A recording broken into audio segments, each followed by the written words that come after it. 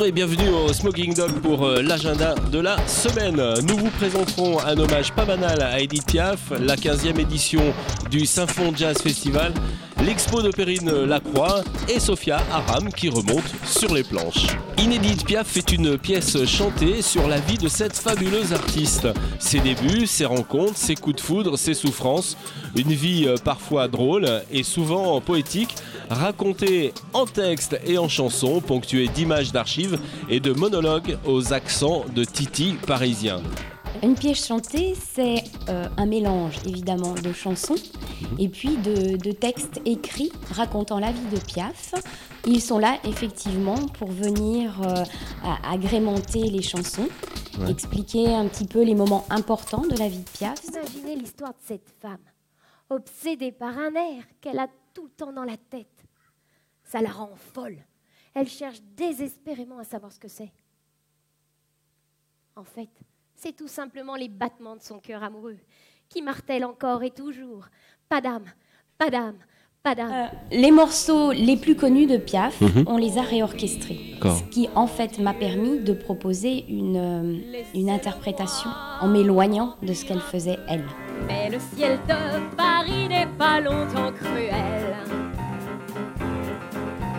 Pour se faire pardonner, il offre un arc-en-ciel.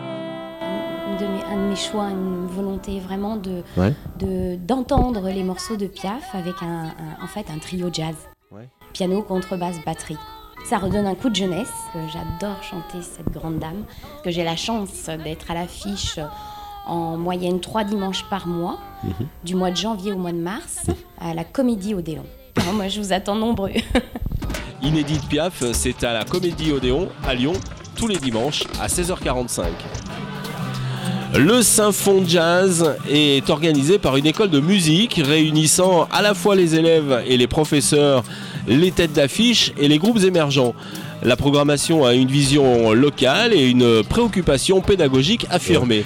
On accueille beaucoup d'artistes à l'école de musique. Il y a aussi les écoliers, les collégiens qui participent au festival. Il y aura un jazz à l'école et là c'est des compagnies professionnelles qui viennent travailler avec les enfants. On fait croiser les groupes régionaux et puis les têtes d'affiche.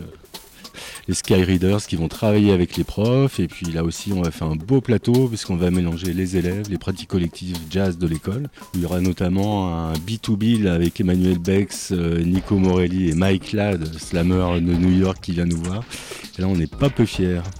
Les conférences jazz illustrées vont explorer l'excellent fonds de disques de la bibliothèque municipale de Saint-Fond. Il y a une conférence illustrée en début de festival, c'est toujours comme ça, animée par Willem Copé.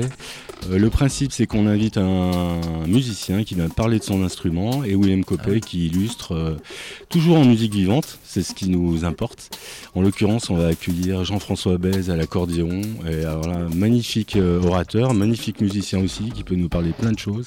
Donc la thématique de cette conférence, c'est le premier événement, donc mardi prochain, à 20h à la bibliothèque, et la thématique, ce sera l'accordéon, instrument de jazz, point d'interrogation. Pendant la conférence, il y aura une rétrospective des belles photos de l'année dernière. Les premiers frissons de jazz de l'année au Saint-Fond Jazz Festival du 20 janvier au 1er février. Et puis je voudrais pas qu'on se quitte quand même sans parler de la belle collaboration avec l'Auditorium et Jazz à Vienne.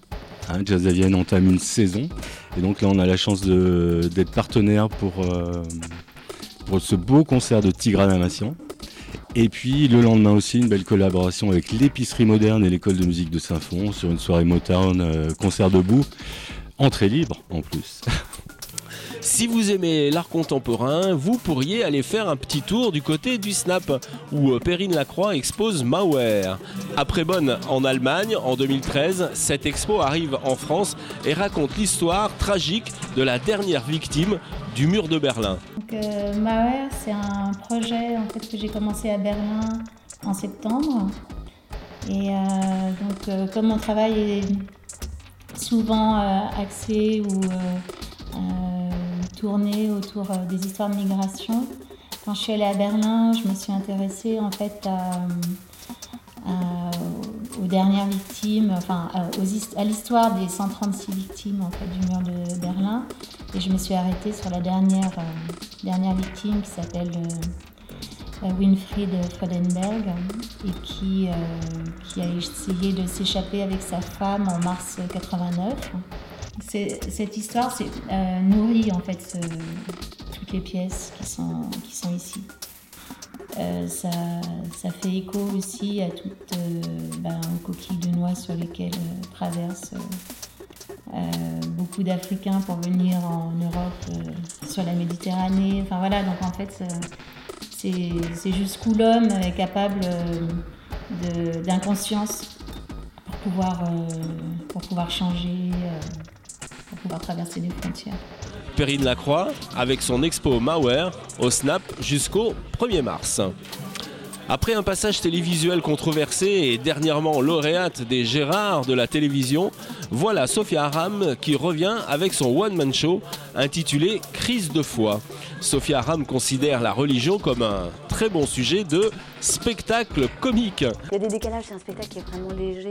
Ces règles auraient été imaginées par les hommes pour faire chier les femmes. Non, c'est pas leur genre.